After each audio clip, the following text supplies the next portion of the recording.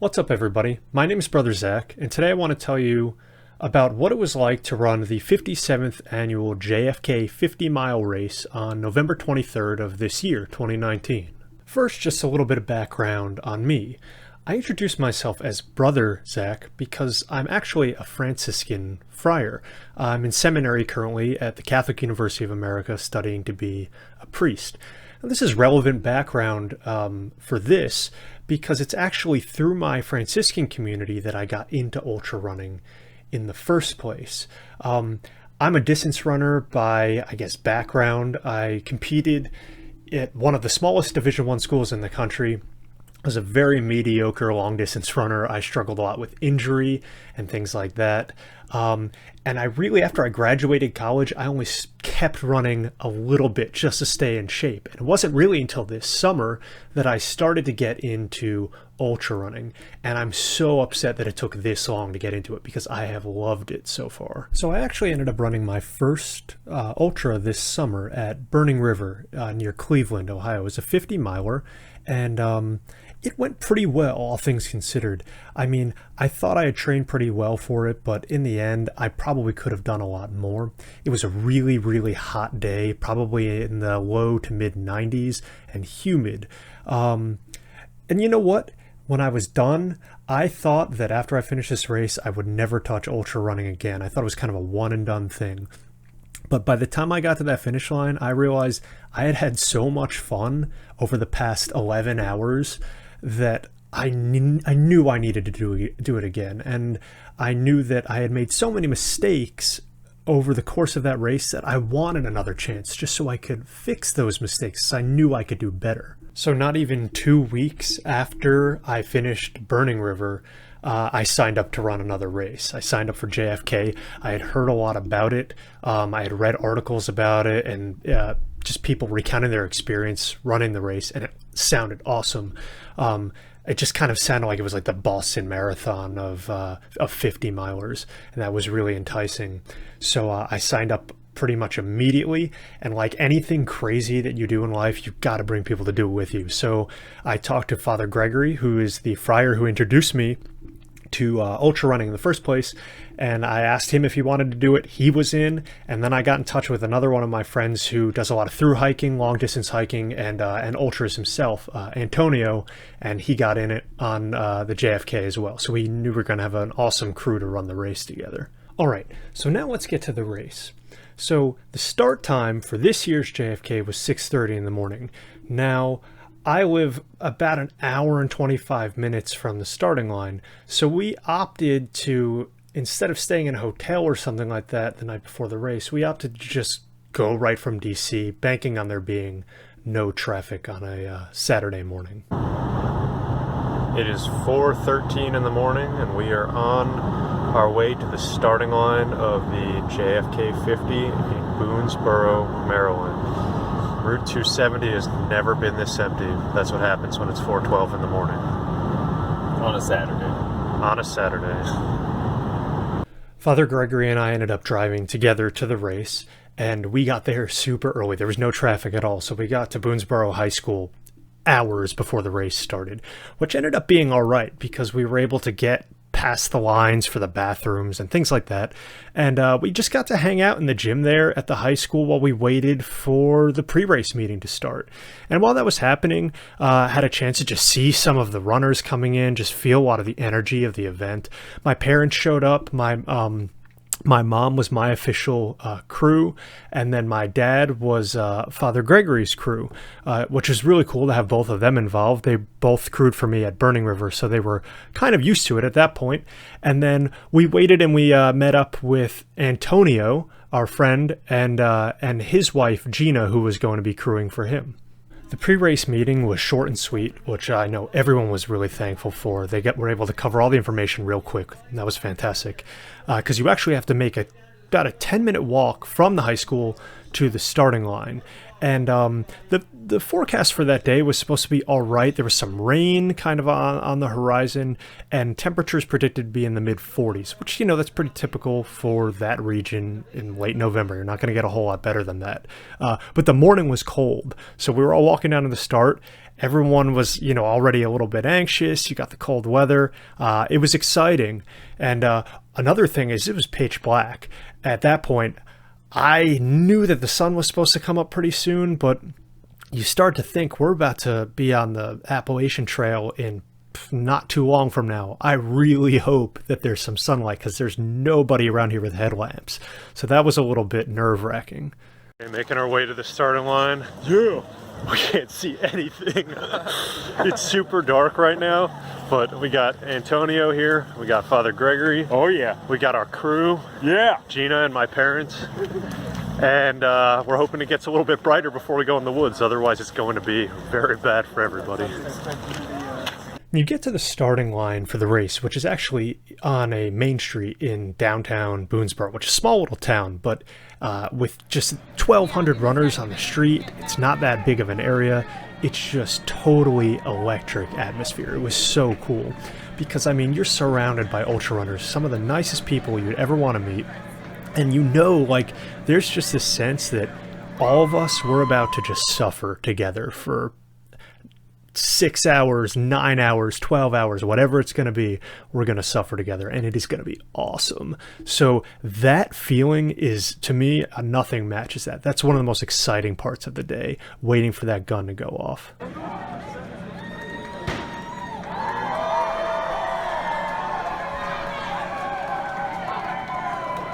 So the race starts, and Antonio had lined up way ahead of us because he had a goal to break 9 hours.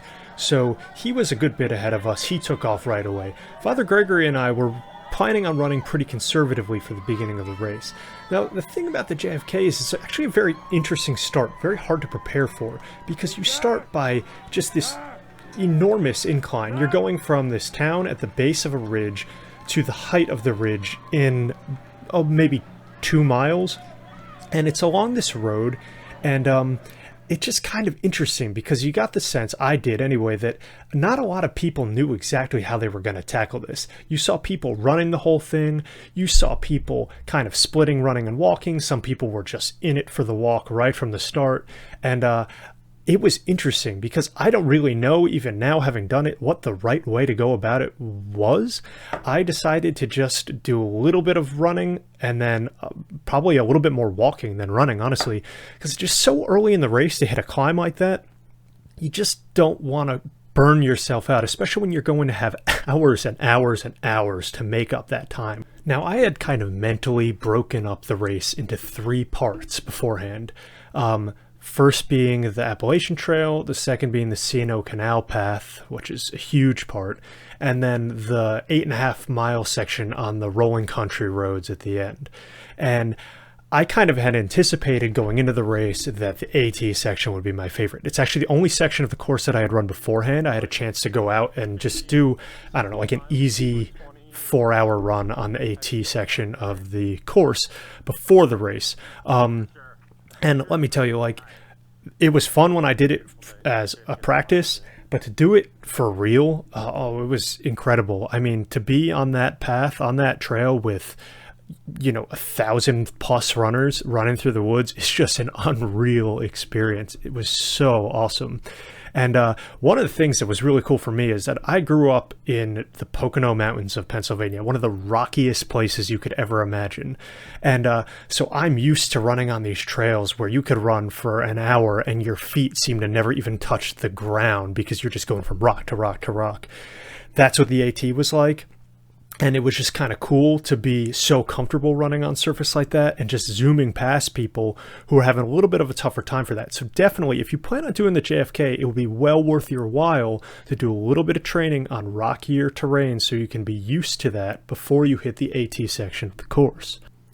Now, the AT section of the course ends with probably what's one of the more infamous sections of the JFK, which is what's called Weaverton Cliffs. And what it essentially is this enormous drop off the side of a cliff down to the Potomac River, and it's just a set of switchbacks. And I was a little worried about that before the race. I'd never run that part of the course before, and I don't do particularly well down hills, but it turned out to just be so much fun. You were just doing everything in your power to not just barrel down this hill because it is so steep. The switchbacks are so tight, and everyone is just kind of having the same struggles with it, which made it a blast. And when you're coming down the hill, you see the Potomac through the tree line, and it's just so cool because you've got 15 miles so far of just tunnel vision of trees and rocks, and you're exhausted because you've been trying not to trip for the whole time. And finally, you're just about to get out of the woods, and you can hear like the crowd cheering because the first crew aided station is right at the bottom of Weaverton Cliffs. So that had to be one of the most exciting parts of the race, was approaching that crew aid station. Now, unfortunately, to me, it was actually one of the most confusing parts of the course as well, because you get out of the woods at the bottom of Weaverton Cliffs, and there's that crew station there. But it was the only part of the course where I was just a little bit unclear, because I saw my family, I saw my mom and my dad who were crewing for me there. They were yelling for me, but at the same time, there were some race officials, or at least people I thought were officials, they might not have been, who kept telling me to run because the water station was still a half-mile away. So I ended up passing my crew as my mom was yelling at me to get my attention, and it turned into this whole thing of all this confusion. Eventually, I had to run through the woods. I got caught up in a vine when I was trying to get to where my mom was. So that was a bit chaotic. Thankfully, it didn't cost me any time, really. It wasn't a big deal at all. But it was just one of those moments where it was just like, I didn't know really what was going on. But that's all part of the fun that will happen to you during the course of a 9-hour race. You're not going to avoid weird situations like that.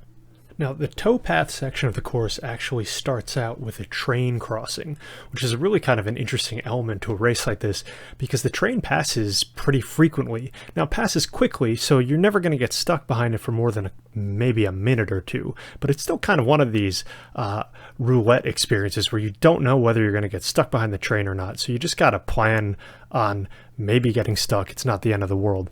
But once I got onto the canal path, it was just one of those things where I knew, hey, I'm in it for the long haul now. We've got 15.5 miles down, and I'm going to be on this thing until 8.5 miles to go. So I just, in my head, I said, let's just pretend I've got 5 hours on this path. I'm just going to zone out, put one foot in front of the other, and just take a nice, easy, consistent pace that I think is going to take me to the time goal that I want to be at, which at the time, I just wanted to break 10 hours. That was my goal for the day, and I figured I could do it. So it's just kind of steady running down the towpath. It was beautiful. You got the Potomac on one side. You run through Harper's Ferry, which is an awesome town. If you've ever been there before, it's fantastic. Another thing that was great about the race is just the aid stations. The people there who were running the aid stations were just having so much fun, doing what they were doing, cheering the runners on, yelling for people by name. Each station had themes. You had a Christmas theme. You always have some kind of Margaritaville type thing going on, and it's just fun. It's fun to just feel that atmosphere and have people cheering for you the whole way, because I mean it's a long race, and to have people who have that much energy for that long is really fantastic. I made it to the first crew-aided station on the towpath about 15 minutes behind Antonio and probably about 45 minutes ahead of Father Gregory. At that point in the race, my legs were feeling pretty good, but my stomach was really killing me. Now, this is a problem I run into a lot when I'm running longer distances. I know it's a problem that a lot of ultra runners struggle with. It's just hard for me to take food while I'm running. I've gotten to the point where I just kind of drink some goo powder. It works well for me. I mean, I definitely feel like I'm energized, and it sits better in my stomach than gels ever could. But at the same time, I mean, it is just a given for me during the course of a race that I'm just going to be throwing up a lot. It's just the way it goes. I'm used to it at this point. It's not that big of a deal. At that point in the race, my stomach was pretty upset. It was hard for me to take food. So it's just a matter of making sure I was getting those salt tabs in, making sure I was taking my nutrition powder, and just making sure that I was taking in calories so I could keep going. And as much as my legs were starting to hurt, as you got to expect, will happen sometime in a race like this, as much as my legs were starting to hurt, it was just a matter of pressing forward, just slow and steady. And I was really finding that the old adage of slow and steady wins the race really paid off for me in this one, because I didn't feel like I was going all that fast, but what I found was I was just kind of steadily passing people all through the second half of that C&O Canal towpath. And I don't really consider ultras, to at least how I am. I'm not super competitive in a race like this, but I feel that I was a college athlete. I still retain some of that really competitive spirit. So whenever I'm passing people, even if it's slowly over the course of a long time, there's still part of me that gets energized by knowing that I'm passing people and I'm doing well. I actually ended up catching Antonio right before we got to the second crew-aided station on the canal path. And I was kind of surprised to catch up to him, but honestly, I was just so thrilled to see a familiar face. You're running by yourself on that path for so many hours. It was just so exciting to see a friend. And we ran together for a few minutes, but at that point he was cramping up pretty bad, which, that happens. And when you start cramping up, it's really tough to get out of a funk like that. So he kind of urged me to go ahead. I went, and I got to that last aid station, ate something real quick, and I was feeling really good about my pace. I was looking at my watch and figuring, hey, I'm on pace to break that 10-hour mark that I'm shooting for. So I was excited about that. Ate some ramen noodles or something like that real quick at the last crew-aided station and just took off, because I wanted to get off that towpath and get on the road so I could finish this thing up. When you finally see the end of that towpath, you want to just get on all fours and kiss the pavement, because that thing just goes on forever. Now, the unfortunate thing is you go right from the towpath, which you're sick of, but at least it's flat, and you just hit this super steep road right away. Now, it levels out after a few minutes, but it's just kind of a harsh reality to come off of the towpath and just hit an incline like that. Everyone's kind of trudging up that thing, just trying to get it over with. And then from that point on, it is awesome running. I mean, it's just country roads, rolling hills, nothing too steep, nothing too difficult, just a little bit challenging, a nice change of pace in terms of surface.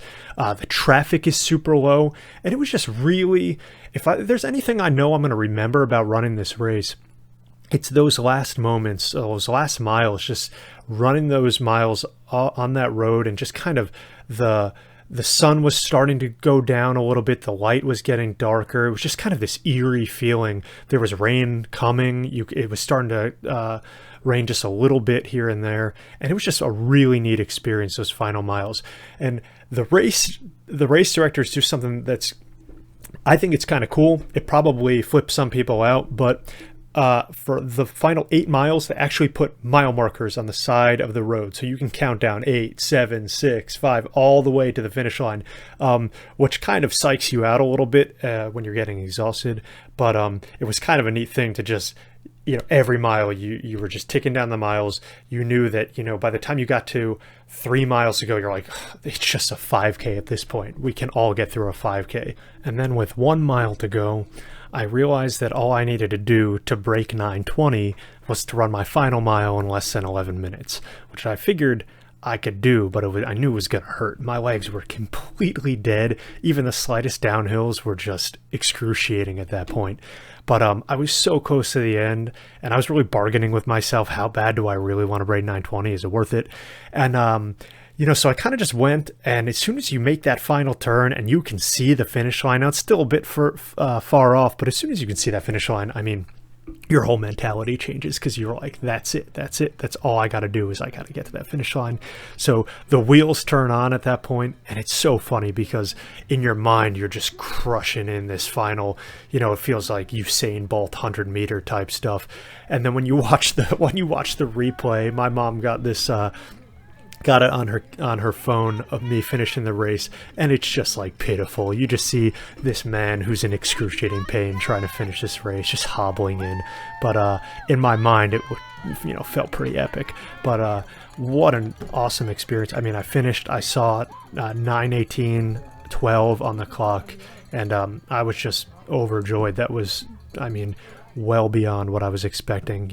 Still a lot of room for improvement. I can look back on the race and say that there's so many things I could have done better, but I think you're always going to have that experience to some extent. So that's basically it.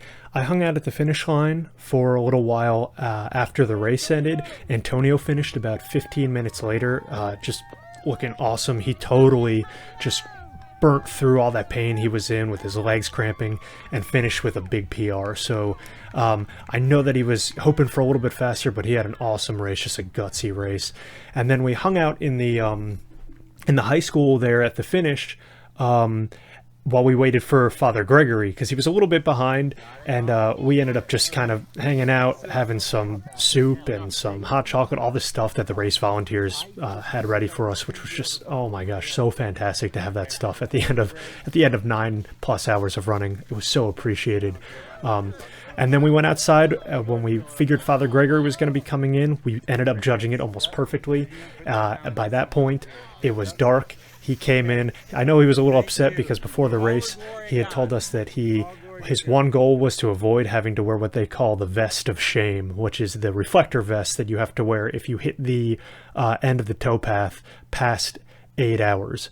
So he knew that, you know, he's running in the dark, coming in the rain, and it was cool. It was really fun to watch him finish. He was super pumped. He PR'd as well. So overall, just a fantastic day. I mean, you can't have a whole lot more fun than running a 50-mile race with your friends and family there to support you and crew you. It's unbeatable. Such a fun experience. So that's all I have to say. If you're ever thinking about running this race, do it. It may not be the most difficult race out there. I mean, certainly not the most difficult race out there, but that's actually part of the draw of it. It's very friendly to anybody, really. If you've ever thought of doing something longer than a marathon, sign up for this race. This is super fun. You won't regret it. Too many people use the word later if they want to accomplish a goal, but soon that word later turns into never.